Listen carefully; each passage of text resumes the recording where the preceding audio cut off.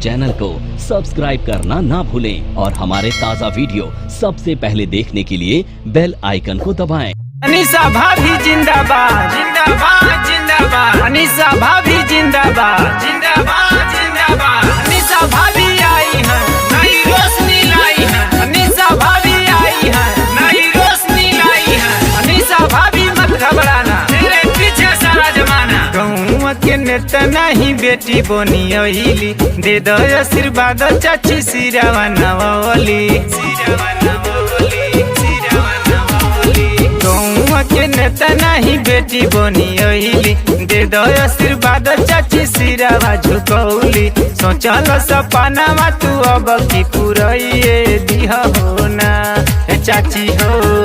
अनीसा भाभी के जीतैये दिहा हो ना चाची हो। अनीसा भाभी के जीतैये दिहा हो ना। म्यूजिक बाय अभिषेक दीवाना।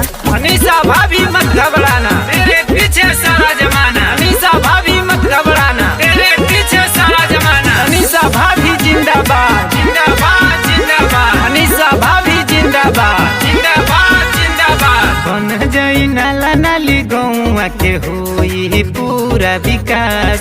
घर घर लग जाई बिजलिया मिली इंदिरा आवास।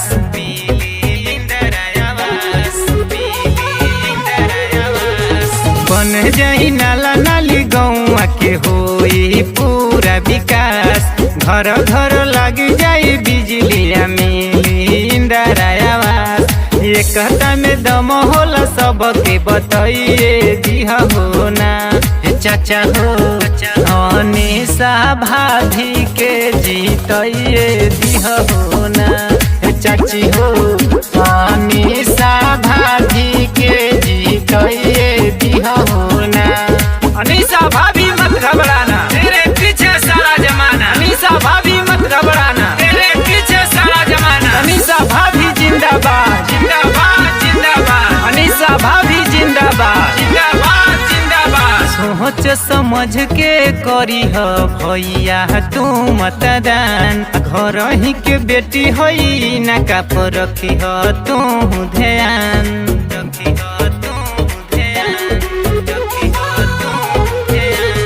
सोच समझ के करी हो भैया तू मतदान।